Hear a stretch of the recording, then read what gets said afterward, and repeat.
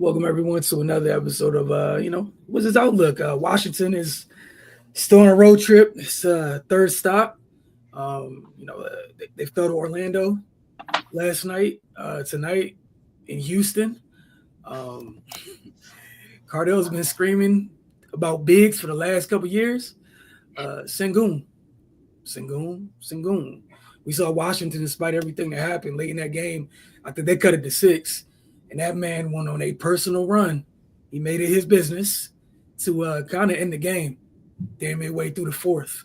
Ray, we'll start with you and then Cardell. Just your thoughts on what happened in Houston this evening.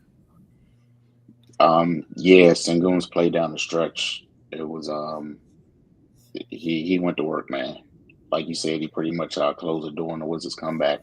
Um, you know, we've been talking about how the Wizards need some type of physicality and presence inside, and they definitely needed it tonight. They got rebounded by 24, and Houston was more aggressive. They doubled them up at the free throw line. Uh, it's it's hard to win a game when you lose in those two areas by that much.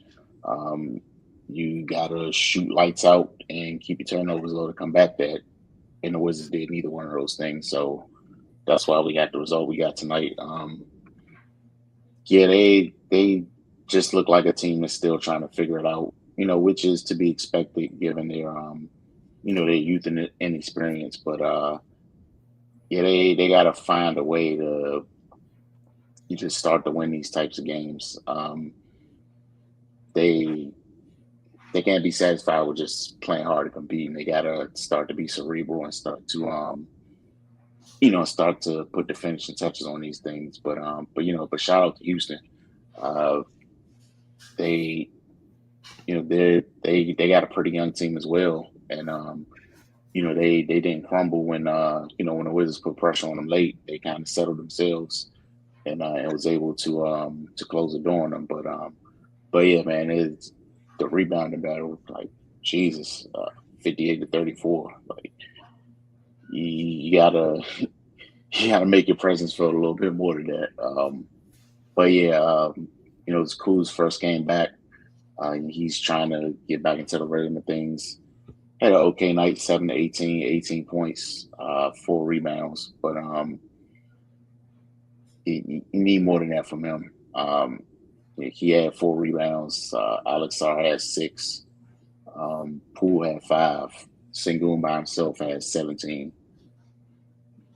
So yeah, just their inability to control the glass and control the tempo was kind of what cost them this game. Cardell. Yeah, Houston was just a more physical team. They jumped on them from the opening tip, and they jumped on it with pressure defense. And that we all know they're young, but they're highly athletic and versatile. So, and one thing that they have over the Wizards is with their young core is that they've been together for a few years. I'm saying the chemistry is there, whereas the Wizards, their young core, still trying to learn the league. You know what I mean? They haven't even really been through any tough wars yet with a mix of vets. Still trying to, maintain what they are in the league, whatnot. With Kuz coming back tonight, and it was a winnable game, but the Wizards, as so far the season has gone, they didn't do the little things. They didn't. They weren't even close on the glass. They weren't close, and defensively, it was just they were non-existent. You know what I mean? Like their defensive rating was 104.9, but Houston was 87.9. Amen Thompson alone had 4 steals and 4 blocks, and that's from a wing player. You see what I'm saying? Like, and then Alperon 17 rebounds, Jabari Smith Jr. 9 rebounds. Amen Thompson also added in 8 rebounds. Tari Eason with 6 rebounds. Steven Adams with 7. Then you go to the Wizards. No one had double-digit rebounds at all. And obviously Valanciunas, had he played more, he would have got that because he had 8 in 16 minutes. But still, no one else stepped up in that area.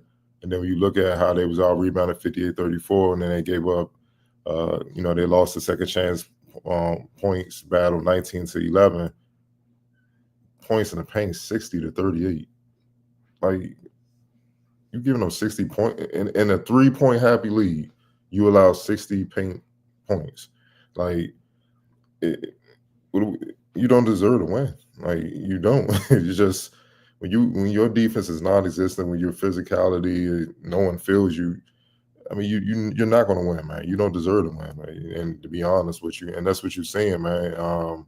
In the Alpero in the fourth, he had 13-3 in the fourth quarter alone, 7 minutes. When it was a winnable game, they was on a run, got it down to a 6-point deficit in the fourth quarter. Look, man, we don't need to overanalyze this. It's fairly simple, man. So, it is what it is, and the way they, things are looking like they eyeing, a certain player from Duke or Rutgers right now. That's what it looks like is going on. You know what I'm saying? But regardless, they need to play to win because that guarantees you nothing. You can get the most ping pong balls and still be picking 14th. And then what was it for? But you got a losing coach on top of hopefully you get this pick right that you still got to try to get out of, man. It's just that's not the way it is, man. So they gotta figure out something, man. You know what I mean? Because this ain't that. They've had too many winnable games just go away with stuff in their control. Yeah, like you guys said, you can't get punched like that on the glass. You can't afford it at all. And I think both of y'all's points talk about the physicality. Yeah, Houston set the tone very early on what type of night it was going to be. And whenever nobody had comfortable airspace if you wore a Washington jersey, like at all. And it was a reflection. Obviously, we know what Ime is about over there. You guys talk about their young group has been together a little bit, but that's something maybe the Wizards need to take maybe from the Rockets. It's just that edge they play with consistently since Ime's been there. Like you said, the things they can control. We know there's going to be things where some nice teams are just more out talented than you. Cool, it is what it is. But the physicality, you have good size on that roster, up and down that roster. Use it. You're talking about Thompson having 4 blocks is absurd. Wing players having 4 blocks is absurd. Wing players, working their way up, a couple boards shy of 10 boards is nuts. Jalen Green didn't shoot it particularly well. I think sometimes, credit the Bilal of them sometimes, but for the most part, he got downhill when he wanted to quite a bit. There were sections in that game where he was just a blur. Getting down corners like, bro, you're not beating the Rockets if he's living in the paint. Like Cardell said, 60 points. So even if he got down there and he missed, if you're not getting the rebound, they're creating points off his misses at times just by him getting downhill. And look, man, you got a day to get yourself together, and you got San Antonio on Wednesday. And if you can't guard the paint, what you think Wemby gonna do? And you already know it's not sweet down there when you trying to get in there to score. So you better hit some threes. See what I'm saying? And it's just you just can't have this, man. Like, and I like to look after the game, at players, see, when you lose, does it bother anybody? And I saw Poole. It took him a minute to get off the bench. He just staring into there. So all right, it's bothering you. I see some of the other boys, man, they laughing and joking and all that. I'm like, all right, man. We'll see mid-December if this y'all sweet. You know what I'm saying? When you getting booed, if this continues and you getting booed at home and you can't even turn on the TV because you getting clowned and all this stuff like that, man. It's not funny because it's been going on too long with the Wizards organization for the last few years. I think we all know. I think I speak for the DC area. People ain't trying to hear no more. Like DC better after wins, man. Especially when you got the football side of things handling business, that puts even more of a spotlight on you. You know what I mean? So, nah, bro. You got to figure out something because this ain't it. You getting punched in the mouth 60 to 38. Come on, man. Yeah, and if you couldn't keep I know Houston and San Antonio are two totally different teams, but if you got a problem keeping people out the paint, Houston's wings going to love getting downhill too. Be, you talk about Wemby being down there. Obviously, it's be another long night. Keldon Johnson's he lives downhill. Steve Castle. Yeah, Castle. Like, hey man, 60 in the paint. It might be higher if you don't get your stuff together. And just the lack of physicality, giving up that many points in the paint. Like you guys said, you already, you had 3 first-round draft picks for a reason. You typically don't. That's not a good thing that you had that many picks in the first round. You can't afford that. Like those are the things you can control. You can control, like you guys said, you can control your effort on defense. You can control your effort on the glass. Yeah, you can bust your ass on the glass and still maybe lose that battle, but like that, no, that can't happen. And just one last thing, the young boys, you can't play down to your competition. Whatever you've done, even feel like you should be able to play down to something. That I felt like this was the one game where they didn't bring it at all. And that's not like none of them, and that's not cool. That's not what we've been seeing throughout the season. It's easy to get up for the top teams, the Warriors and the Celtics, the Cavs and stuff. Who can't get up for that? You gotta get up for these dogs, and I don't know why you haven't even established yourself yet. So I'm not even sure why you even carrying it like that, man. You know what I'm saying? Especially when Houston, people looking at Houston as one of those teams like a couple years ago. Orlando, you saw them coming, and Indiana, you saw them coming. People looking at Houston as one of those teams that can make that leap. All right, they're a problem now. You see what I'm saying? So the Washington young boys should be like, we want to be that in a couple years. We want to be that team everybody's talking about making that leap and then actually make that leap. So this was the first time where I was kind of disappointed in their energy and effort from them. I know, it's a back-to-back, but welcome to the league. That's how it goes. Pretty much. And again, so back-to-back, 24 hours, another game. Like, deal with it, like you said. And I don't get the looking past the thing either, where these who are close to your age and some of the other. How can you not want to, like, those are your peers? Like, how can you not want to make sure they don't? But anyways, play it again. Alperon, man. They want to give Jalen Green that title as the best player, but to me, it's him. He's a problem. He's been a problem.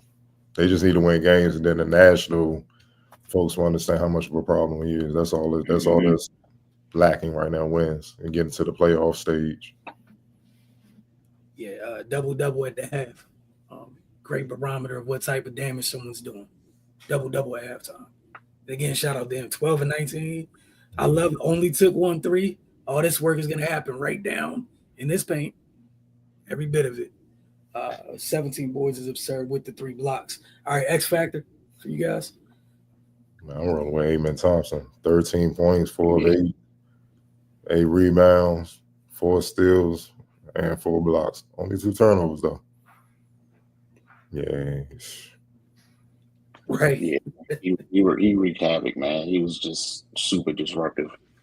And I mean, yeah, we talk about the Wizards, their length and size. I mean, Houston matched them with Thompson, leading the way. Like, so just kind of canceled out what they bring, and they didn't rise up to the challenge. So yeah, shouts out to him, man. That's a hell of a line in 28 minutes. Ridiculously productive. Mm-hmm. And again, that's the type of stuff that's how you win games. Like we talk about that stretch, Cardell. You brought up that stretch where Sengun had 13 points in 7 minutes, and in 6 of those minutes was a personal run by him. And during that stretch, Thompson got mentioned like 3 or 4 times during that stretch. You can wreck a game. I know this is new to people these days. You can wreck a game on that end of the floor. It's kind of important. Even at the end when they had the game won and Marvin Bagley's dribbling the ball up and he surveying the floor and he put the ball up high, who stole it? Like, he don't even know how to – Amen Thompson don't know how to turn it off, which is actually great to see in the young player, because a lot of young players don't have it. It's hard enough to get them to flip the switch on. It should just stay on. You know what I mean? So And he leads with defense, and the offense comes second. But you're gonna feel him in every aspect of the game, and that's what makes him special. That's why he's drafted so high. Yeah, I thought him along with Tari Eason just felt the impact on the game defensively, like just heavily felt the impact between the two of them. What's that? 7 steals, 6 blocks between the two of them. Yep. I know Tari scored. Tari scored? Nah, Tari had 10 points. You got 23 points. Bro, that's what can you plus 16, plus 14? What can you ask for? Well done. Job well done. Indeed. We'll check back in with you guys Wednesday night. You know, they'll be taking on San Antonio. And as both you guys mentioned, I'm anxious to see how the kids respond. Because, again, this is the first night we kind of seen them now bring it. See how they respond come Wednesday night, because it's a lot of eyes going to be on that one, anything with the Spurs. See what that looks like.